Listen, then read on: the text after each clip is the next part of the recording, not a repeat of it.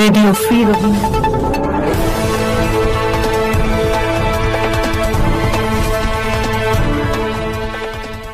আরএফআর গণমাধ্যম প্রতিবেদন। মিয়ানমারে সিমেন্ট চোরাচালানের বড়চেষ্টা ব্যর্থ, পাচ্ছেন ৮ তারিখ ১৯ জুলাই ২০২৫।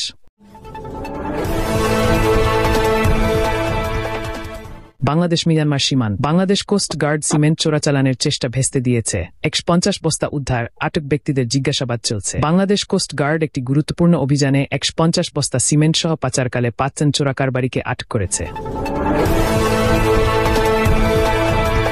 চোরাচালানকৃত সিমেন্টের বাজার মূল্য প্রায় ৮০,০০০ টাকা বলে জানা গেছে, যা কোনো বৈধ কাগজপত্র বা শুল্ক ছাড়াই মিয়ানমারে নিয়ে যাওয়ার চেষ্টা করা হচ্ছিল। এই তথ্য নিশ্চিত করেছেন কোস্ট গার্ডের গণসংযোগ কর্মকর্তা লেফটেন্যান্ট কমান্ডার হারুনুর রশিদ। তিনি শুক্রবার ১৯ জুলাই দুপুরে এক সংবাদ সম্মেলনে জানান, গোপন সংবাদের ভিত্তিতে এই অভিযান পরিচালিত হয় এবং অভিযুক্তদের বিরুদ্ধে আইনগত ব্যবস্থা নেওয়া হচ্ছে। সূত্রে জানা গেছে, এই সিমেন্ট একটি সংঘবদ্ধ চক্রের মাধ্যমে মিয়ানমারে পাচারের পরিকল্পনা ছিল। ঘটনাটির পর বাংলাদেশ কোস্ট গার্ড সংশ্লিষ্ট সীমান্ত এলাকায় নজরদারি আরও জোরদার করেছে, যাতে ভবিষ্যতে এমন অপরাধমূলক কর্মকাণ্ড রোধ করা যায়।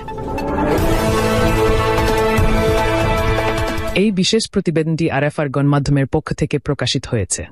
সর্বশেষ ঠিক তথ্য পেতে আরএফআর গণমাধ্যমের সাথেই থাকুন।